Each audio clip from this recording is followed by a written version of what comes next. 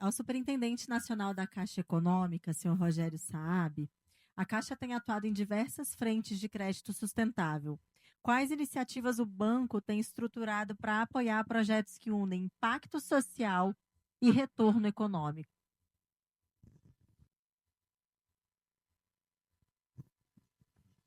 Alô, boa noite a todos e a todas.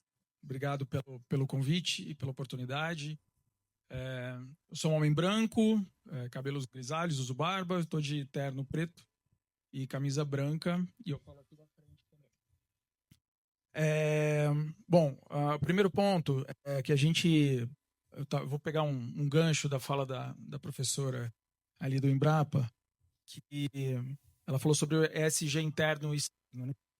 E a gente, na Caixa, a gente não enxerga muito essa diferença, porque entendemos sustentabilidade, e a gente está falando de um conceito de sustentabilidade forte, considerando os limites planetários, inclusive. A gente considera a sustentabilidade como um negócio, é core business para a Caixa. Isso é o primeiro ponto importante, porque divergindo um pouco de uma visão Milton Friedmaniana, né, que previa que a principal função social da empresa era gerar lucro, e essa é uma agenda de sustentabilidade tem sido uma agenda de governos, né? Então a gente vai ter a COP30 agora, a gente vai estar presente na COP30, atuando ativamente ali na COP30, e a gente tem uma agenda que é puxada pela ONU, que é uma agenda de governos, né, do mundo inteiro, mas não há de se isentar as empresas das responsabilidades que elas têm frente ao papel que elas possuem na sustentabilidade para as pessoas e para o planeta. Então, enxergando isso como core business, a gente estruturou a área de sustentabilidade, e vale dizer que dentro da Caixa a gente tem uma vice-presidência de sustentabilidade e cidadania digital. Então, é o único banco que possui uma vice-presidência exclusiva para sustentabilidade. E a gente estruturou a agenda, que a gente chama de Agenda 2030, considerando alguns públicos. Primeiro, obviamente, a gente tem toda a parte de sustentabilidade corporativa, né, que olha para dentro, que fala sobre ecoeficiência, que olha consumo energético.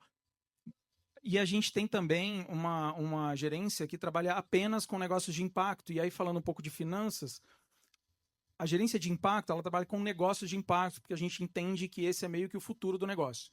Então, não há que, se no futuro, se a gente falava de rentabilidade, né? Se a gente falava de retorno, depois a gente falava de risco-retorno, a gente acredita que o futuro muito próximo a gente vai ter que falar de risco, retorno e impacto.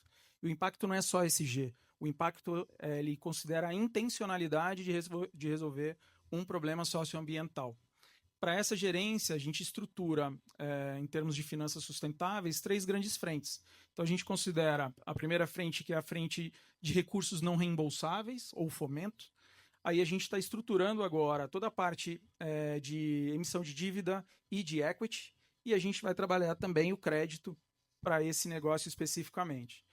E dentro da agenda, a gente trabalha com alguns públicos específicos. Então, a gente tem 3 grandes públicos, que são as pessoas, as cidades. A Caixa Econômica é um banco basicamente urbano, né? O Banco do Brasil tem uma representatividade muito grande no campo, em que pese nós temos a terceira carteira em termos de agro, mas a nossa representatividade maior é urbana mesmo. Então, a gente trabalha muito fortemente habitação, saneamento e infraestrutura.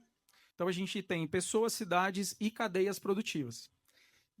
Trazendo um pouco para o tema que está sendo discutido aqui, dentro de pessoas, um dos públicos que nós miramos, que está dentre os públicos vulneráveis, a gente fala sim de população indígena, população quilombola, mas também a gente inclui catadores e catadoras. São quase 1 milhão de catadores e catadoras no Brasil, e não há de se falar de economia circular sem esse público que é imprescindível para que haja sustentabilidade.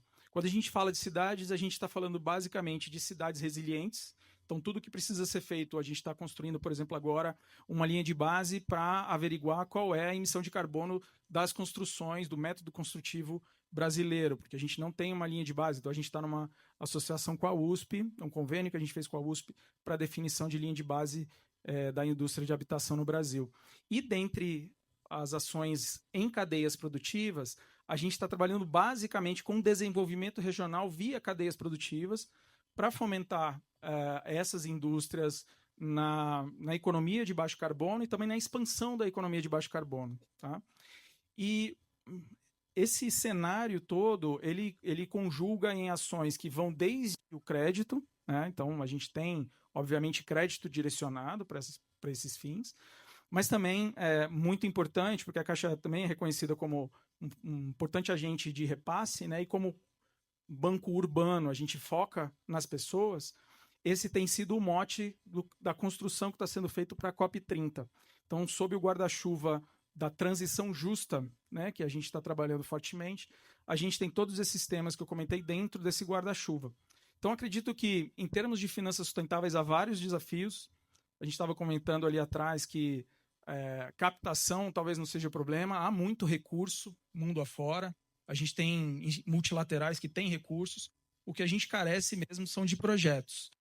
Então, nós precisamos de projetos, e aí há meio que uma convocação para que empresas privadas também tenham projetos, porque a gente consegue conciliar, como, por exemplo, um recurso proveniente do EcoInvest, que é um recurso que veio do Tesouro Nacional, com recursos de multilaterais para aplicação em projetos que tenham um impacto socioambiental. Então, é importante que a sociedade tenha essa visão e saiba que os agentes públicos, né, aí considerando Caixa, Banco do Brasil, Embrapa, aliás, é um prazer estar ombreando com vocês aqui, super orgulho das duas instituições, em que pese vocês serem concorrentes, mas tudo bem. Mas é um prazer estar aqui, um orgulho que está aqui dessas instituições, e a Caixa, acredito que esteja entre elas também, porque a população brasileira pode contar conosco. Tá bom? Obrigado.